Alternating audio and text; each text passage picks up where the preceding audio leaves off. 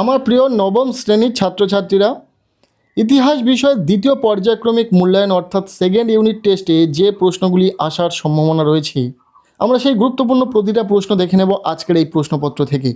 হ্যাঁ, আজকের এই ভিডিওতে শেয়ার করতে চলে এসেছি ইতিহাস বিষয়ে দ্বিতীয় পর্যায়ক্রমিক মূল্যায়ন অর্থাৎ সেকেন্ড ইউনিট টেস্টের একটি গুরুত্বপূর্ণ নমুনা প্রশ্নপত্র।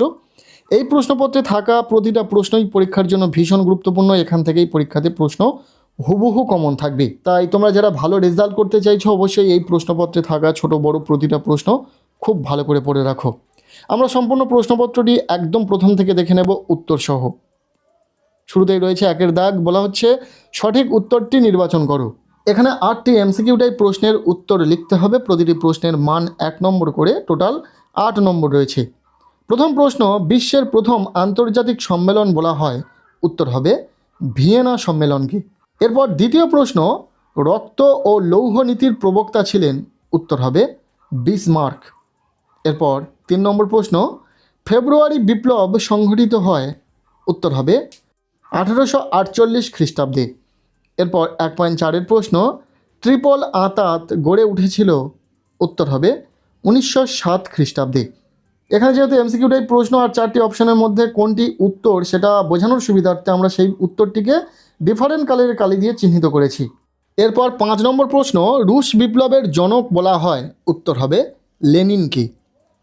1.6-এর প্রশ্ন, প্রথম বিশ্বযুদ্ধের প্রত্যক্ষ কারণ ছিল, উত্তর হবে সেরাজেভো হত্যাকাণ্ড।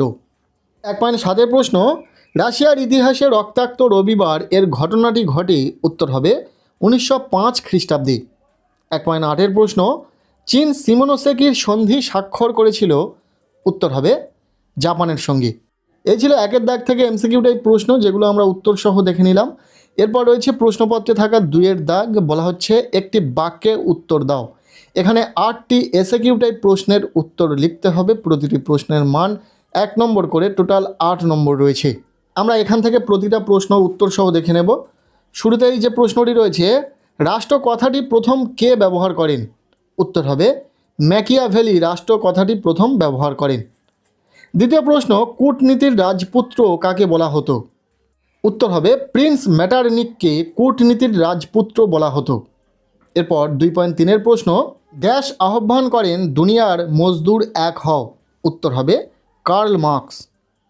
2.4-এর প্রশ্ন, বিপ্লব কথাটির অর্থ কী, উত্তর হবে বিপ্লব কথাটির অর্থ আমূল পরিবর্তন।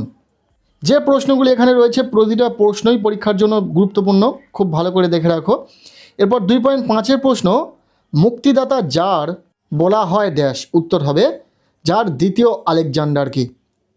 2.6-এর প্রশ্ন, সেফটি ল্যাম্প আবিষ্কার করেন, উত্তর হবে স্যার হামফ্রে ডেভি।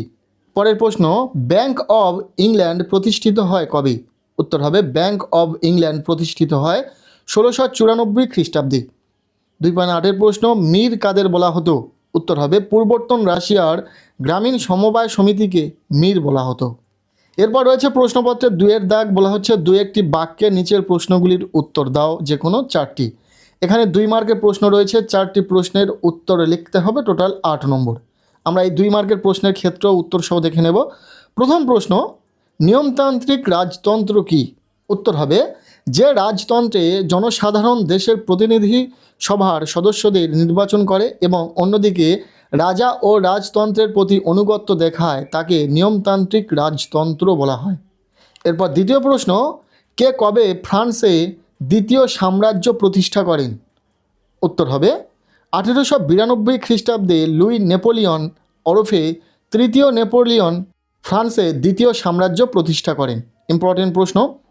এরপর 3 নম্বর প্রশ্ন, শিল্প বিপ্লবের প্রয়োজনীয় উপাদানগুলি কি কি, উত্তর হবে প্রথম মূলধনের পর্যাপ্ত যোগান, দ্বিতীয় সুলভ ও দক্ষ শ্রমিকের যোগান, তৃতীয় উৎপাদিত পণ্য বিক্রয়ের বাজার, চতুর্থ উন্নত যোগাযোগ মাধ্যম, আর পঞ্চম হচ্ছে কাঁচামালের যোগান।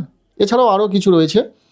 এরপর রয়েছে 3.4-এর প্রশ্ন, কবে কাদের মধ্যে ত্রিশক্তি চুক্তি স্বাক্ষরিত হয়, উত্তর হবে 1882 খ্রিস্টাব্দে জার্মানি, ইটালি ও অস্ট্রিয়ার মধ্যে ত্রিশক্তি চুক্তি স্বাক্ষরিত হয়। ভীষণ ইম্পর্টেন্ট প্রশ্ন। এরপর রয়েছে প্রশ্নপত্রে 3.5-এর দাগের প্রশ্ন, ফ্যাসিবাদ কি, এর মূল বৈশিষ্ট্য কী ছিল, উত্তর হবে ফ্যাসিবাদ হলো একটি রাজনৈতিক মতাদর্শ। ইটালিতে এই আদর্শের প্রতিষ্ঠাতা ছিলেন বেনিটো মুসোলিনি। ল্যাটিন ফ্যাসিস শব্দ থেকে ফ্যাসিবাদ কথাটি এসেছে। ফ্যাসিবাদের মূল বৈশিষ্ট্য ছিল, উত্তর হবে সর্বনিয়ন্ত্রণবাদী রাষ্ট্রের ধারণা, জঙ্গিবাদ, একনায়কতন্ত্র, সাম্রাজ্যবাদ ইত্যাদি। এরপর 6 নম্বর প্রশ্ন, স্পেনের গৃহযুদ্ধ কি? উত্তর হবে স্পেনের প্রজাতান্ত্রিক সরকারের বিরুদ্ধে সেনাপতি ফ্রাঙ্কোর নেতৃত্বে 1936 খ্রিস্টাব্দ থেকে 1939 খ্রিস্টাব্দ পর্যন্ত যে ভয়ঙ্কর সংঘর্ষ চলে তাকেই বলা হয় স্পেনের গৃহযুদ্ধ। এরপর রয়েছে প্রশ্নপত্রে 4-এর দাগ, বলা হচ্ছে 7 বা 8টি বাক্যে যে কোনো 2টি প্রশ্নের উত্তর দাও। এখানে 4 মার্কের বড় প্রশ্ন রয়েছে, 2টি প্রশ্নের উত্তর লিখতে হবে 8 নম্বর। আমরা এখানে উত্তর করে দিইনি, যেহেতু 4 মার্কের প্রশ্ন এবং প্রশ্নগুলোর উত্তর যথেষ্ট বড়। তো যদি তোমাদের রেফারেন্স বই থেকে এই প্রশ্নগুলোর উত্তর খুঁজে পেতে অসুবিধা হয়, অবশ্যই কমেন্ট সেকশনে জানিও, আমরা উত্তর শেয়ার করে দেব। 4 মার্কের জন্য প্রথম প্রশ্ন, ফ্রান্সে জুলাই বিপ্লবের কারণগুলি উল্লেখ করো। ইম্পর্টেন্ট প্রশ্ন, খুব গুরুত্ব দিয়ে পড়বে। এর অথবা প্রশ্ন, টিকা লেখো এমস টেলিগ্রাম, এটিও ভীষণ ইম্পর্টেন্ট। এরপর 4.2-এর দাগের প্রশ্ন, শিল্প বিপ্লবের সুদূর প্রসারী ফল কি হয়েছিল? নেক্সট রয়েছে টিকা লেখো নারদনিক আন্দোলন। 4 মার্কের জন্য এই যে প্রশ্নগুলি তোমরা দেখলে, প্রতিটা প্রশ্নই তোমরা খুব ভালো করে রেডি করো। এই প্রশ্নগুলো কিন্তু তোমাদের পরীক্ষাতে আসতে চলেছে, 4 মার্কের জন্য ভীষণ ইম্পর্টেন্ট। এরপর রয়েছে প্রশ্নপত্রে 5-এর দাগ, বলা হচ্ছে 15 বা 16টি বাক্যে একটি প্রশ্নের উত্তর দাও। এখানে 8 মার্কের প্রশ্ন রয়েছে, 3টি প্রশ্ন পরীক্ষাতে পাবে, যার মধ্যে থেকে তোমাদেরকে একটি প্রশ্নের উত্তর লিখতে হবে। এবং এখানে যে 3টি প্রশ্ন আমরা শেয়ার করেছি, এই 3টি প্রশ্নের মধ্যে থেকে হুবহু প্রশ্ন তোমাদের পরীক্ষাতে তোমরা কমন পাবে। প্রশ্নগুলি আমরা দেখে নেব। প্রথম প্রশ্ন, মার্ক্সীয় মতবাদের ত্রুটিগুলি উল্লেখ করো। ইম্পর্টেন্ট প্রশ্ন।